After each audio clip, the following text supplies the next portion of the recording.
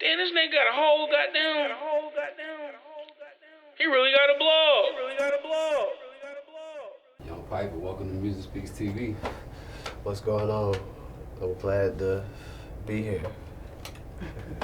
I gotta start by asking you how you making it through the quarantine with the coronavirus going around right now. Man, this shit crazy. Like, really though. Really, this shit crazy. I've been good though. Just in the studio, taking it easy and shit, really. But it's been pretty crazy though, just because everything's shut down and shit. Gotcha. What steps have you been taking as an artist, like during this time with no events or clubs, to stay relevant? Like I said, just staying in the studio, really.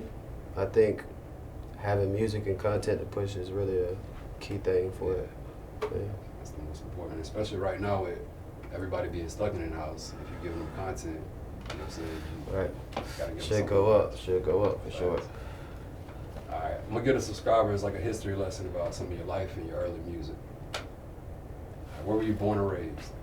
I was born in West Palm, Florida, but I was raised in Hawthorne, straight out of Gotham. You know what I'm talking about?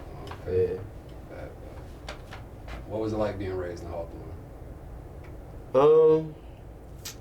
Well, it's like a little country town, you know what I'm talking about? Okay. But it's just, I think it's so far from everything that it's just like so much stuff goes on in that little town. It's not your typical country town, but it's just like a little country town, you know what I'm saying? It's close to Gainesville, right? Yeah, it's like on the outskirts of Gainesville, Gotcha. for sure. And like growing up there, like what type of music did you listen to as a child? Oh man, just growing up and listening to music. Well, my dad, we listen to all type of music really. My dad really liked jazz music and classical music Okay. and things of that nature. You know, of course, I got 10 brothers, so I was very influenced by, you know, what was happening at the moment. You know what I'm talking about? Yeah. So I had a bunch of different influences as far as music goes growing up. Who was your favorite artist, if you could choose one, and why? Coming up. You mean like growing up? Yeah. Well, one person I really like is Marvin Gaye. I like Marvin Gaye, just because he had a unique sound. I think me particular, you know, to my ear, he had a unique sound, and I just like his music. Gotcha. And more currently? More currently, I like music all around. So I don't know. Jack Boy just released something today. That thing hard. The pressure. Yeah, that Music thing video. pressure. Yeah, that thing hard. You know, I like the baby he be sliding. I think he dropping something on Friday. I like, you know, I fuck with Kevin. I fuck with Young Boy. You know, shit like Kevin that. Gates? Yeah, I fuck with Kevin. That's my dog. Okay. I fuck with him. Really, I just like music. Period. You know? Gotcha. I might fuck around and listen to some country music or some shit. You know what I'm saying? So you mentioned Marvin Gaye, and then you mentioned, you know, artists like Kevin Gates, Jack Boy, and all that. So can you say, or would you say music got better or worse since you were a child? That's an interesting question. I think that it has, I wouldn't say got better or worse. I think it just changed. It just evolved. Okay. Yeah, definitely. It just changed a lot. Gotcha. Yeah. And speaking of music and your influences, what age did you start making music yourself? Well, I really been making music my whole life, but I started taking it seriously, like seriously making music. Cause you know, I think that music is just cause you'll record it, that don't mean you ain't making music, you know what I'm saying? But I started recording music, probably like a couple years ago. Just one of my partners was like, bro, you used to be freestyling and woo. You used to be good with that. Yeah, so they were like, what's up? Let's take this to the yoke. So I did that. What type of studio did you start in? Like your first studio session ever? My first studio session ever. Real studio? It was like a little, I call them popsicle studios. Okay. It's just like, you know what I'm saying? It's like, you know, you take them popsicles and you like build that stick, man. It's just like, you get the the gist of the situation, but it ain't really all of that. So it was like a popsicle studio. I went with I think it was my brother's studio really. Gotcha. That's how you develop your sound though. Yeah, absolutely. Like that, especially Yeah, before you gotta yeah. start investing, you know, the real money into the bigger studios. Yeah, that's where you learn that for sure. Facts. Yeah. And GCO, what's that stand for? Oh, that's Gotham City Outlaws. Okay. And can you explain exactly what that is? Well, really, me and my brother, free my brother, by the fucking way. Me and my brother came up with some shit.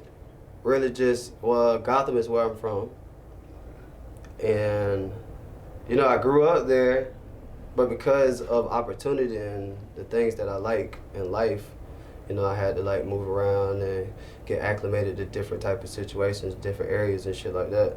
So,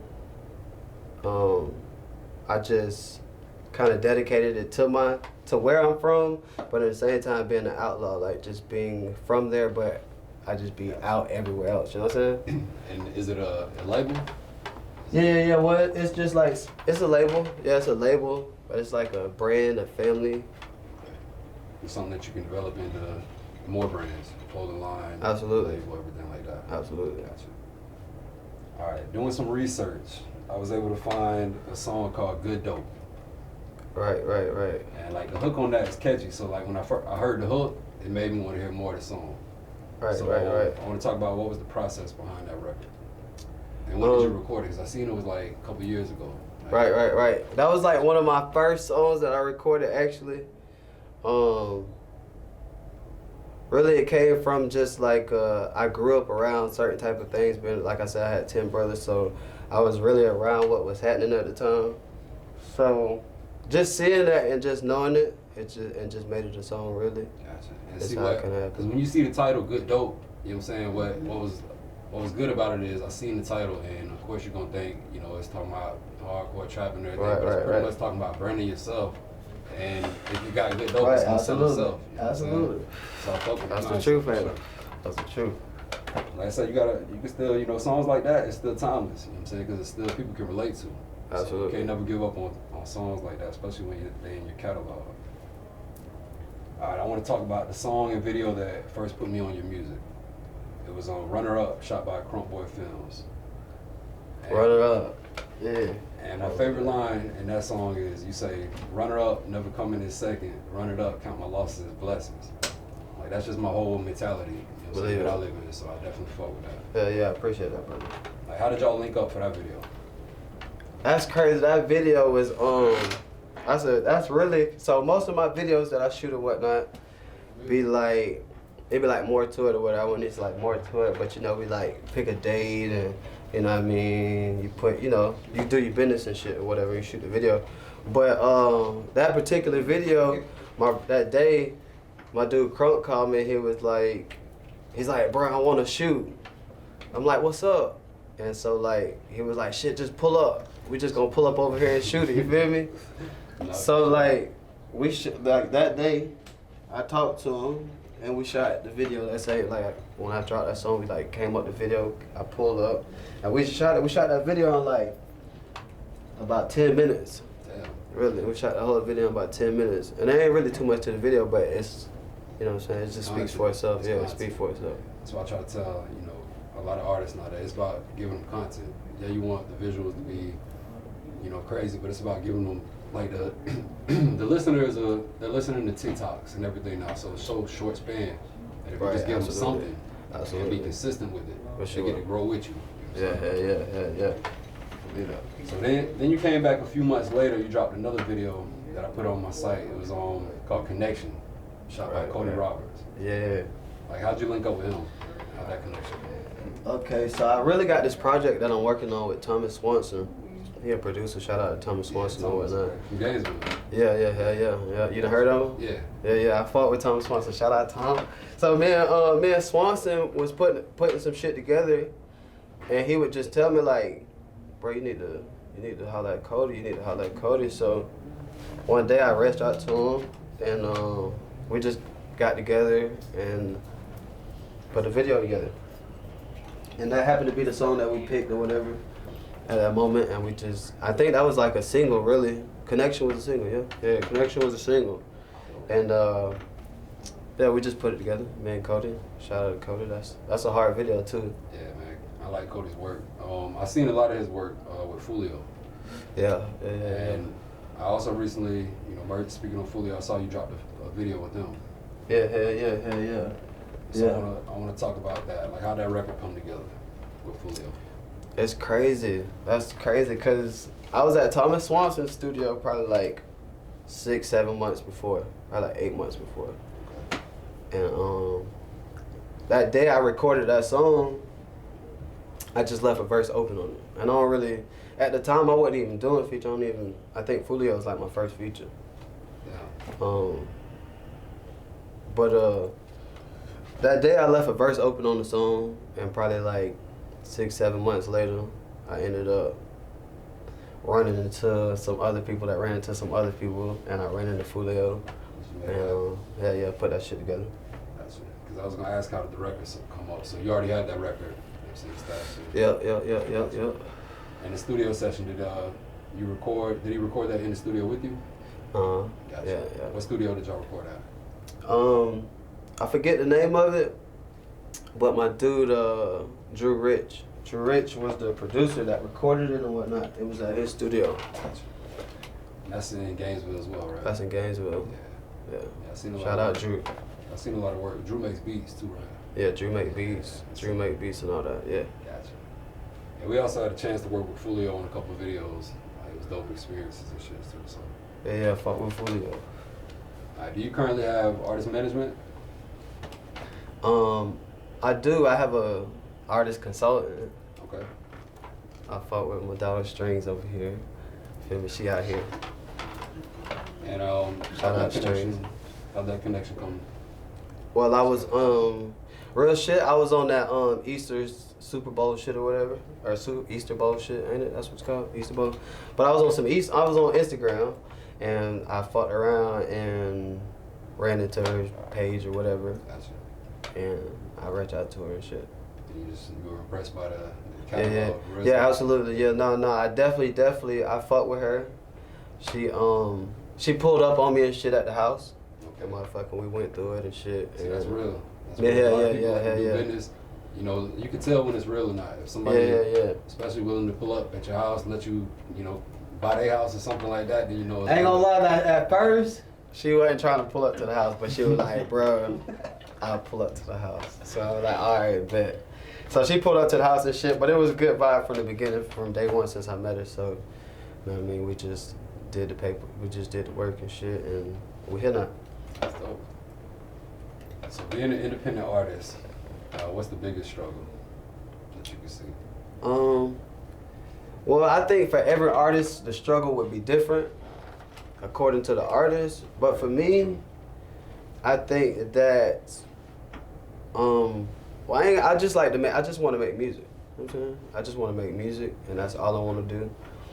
But they want you to be on social media and shit, and it's a big part of they want you to, they want you to do all the extra shit like that. But really, I just like to make music, and it's doing me good so far. But I got to do better in certain areas and shit. But I would say every struggle for every artist is different. But however, I think my struggle would be being more socially active and shit like that. Gotcha. All right, and speaking. We spoke on struggle, so what's the biggest blessing being an independent artist? Biggest blessing, really, is just being able to be my own boss and just do whatever the fuck I want to. Gotcha. I ain't really no pressure, so if I just want to make music, I just make music. So at the end of the day, I just make music for myself. So it's easier that way. So I ain't really no pressure. Ain't really nobody. It's cool like that. I like it like that. Really no expectations. Yeah. You're just making it. On God. You currently have a mixtape streaming on all platforms. What's the name of that project? I should have 2 mixtapes streaming on all platforms. I should have Gotham, which was my first mixtape, and I should also have Growing Pains, which I just dropped, I think, in December. Okay, that's about 4 months ago. Yeah. And what was the motivation behind that project? Behind Growing Pains? Yeah.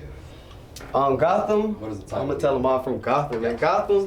That was just like my foundation. That's where I come from. That's home, Gotham. That's where I'm from and shit. But Growing Pains was just a mixtape or a project from where I'm at now and from where I came. So it's like a growing pain. So I was just basically kind of catching them up because I'm about to go crazy. I got a bunch of music. I've been making music, of course. So I got a bunch of music that I want to release and shit, but I had to catch them up right fast. Yeah, so you just wanted the fans to see the evolution from the first project to now. Right, absolutely. So they can understand it. You know, it's like a story. And you show them the growth in the music. You know what I'm saying? Absolutely. How long did that project take to complete? Well, really, I was just making music. So you have a project my brother, he locked right now. But when my brother was free, really he was just like, bruh, you gotta catch up because I had some music. I got some music that I'm about to release now that I don't release then, that I wanted to release then. But he was just like, bro, you gotta catch them up so they understand what's really going on. You know what I'm saying? So we just went through and picked the ones that we thought were was good music or whatever, and we put it together. So you dropped Growing Pains 4 months ago. You currently planning any new releases? Oh yeah. No, I'm going through. I got a bunch of music, of course. As far as projects, I got a project that me and Thomas Swanson was working on. I was mentioning earlier. I ain't really got no names for it right now, okay. But I was gonna put you on the spot, and that's could you tell us the name or something? I was say I've been hashtagging trauma a lot, but I can't just give it away like that. So I don't know. I can't really say. You got a certain amount of tracks you shooting for, or any certain features you trying to get on there? Honestly, I got so much music. The number really, we can just run it down. And as far as like some people that I really want to work on a track. When y'all see this interview, man, I want to work on a track with, I need a couple people from where I'm from that I want on the shit and shit. Should I just say that? Because I don't want to just start calling people out and forgive somebody. So I'm going to say, I got to, like, there's a couple artists that's out there from where I'm from, that's from Gotham and shit, and they fire. So y'all need to look into them too, cause they fire. Back to the roots. Yeah, I'm finna go. I want to put a little project together from the home team. That's crazy, cause my next question was, how do you feel about your city's support towards your music? I fuck with my city. I fuck with them. I think they starting to understand more about what's going on. I think like the first project, they was just kind of like really amazed, shocked, kind of more like damn, what's really going on? But like the more that I drop, I get more love, of course. With the consistency. I think they're starting to understand more about what's going on, you know.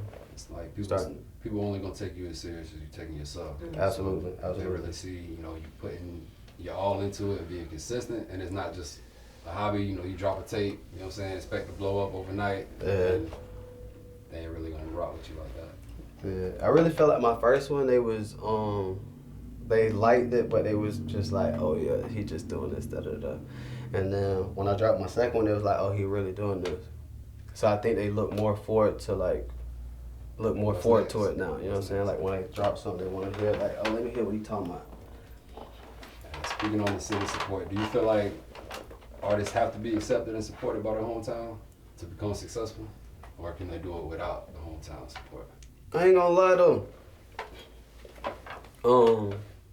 Shit, I was getting love from a lot of other different places before I really like felt more received and accepted from my own, if you would. But I mean, it is what it is. But I guess it is important. I think it's important I guess it just depends on the mentality of the person, should I say that? It's important for the mentality of the person. Maybe that person need that support as an artist to be somebody. So they feel like they need the support of their home team. And then other people may feel different about it, you know what I'm saying? So I guess it just depends on the type of person that you are. You've done a couple live performances over the past year, correct? I haven't. I haven't done any. I haven't performed not one single time. Oh, you haven't performed yet? Okay. No, I haven't. Okay. Gotcha. And do you plan on getting on the road like when the coronavirus clears up and everything like that? Oh yeah. Nah, I know String's gonna pipe me up, and we gonna go. Go crazy on that road. Yeah, we going. That's what it's at. On me. All right. How can our subscribers find out more about you on social media? Oh man, go follow me on Instagram at YUNGPIPA. I think that's what it is. I might be wrong, might be underscore somewhere in there, but I'm the only person with that shit. So if you look me up, you're gonna find me. Oh God, I'm there. So go find me on there. Go subscribe to my YouTube channel. That's YUNGPIPA. Shit, I'm finna go drop some shit. Fuck it. So fuck with me. Gotcha.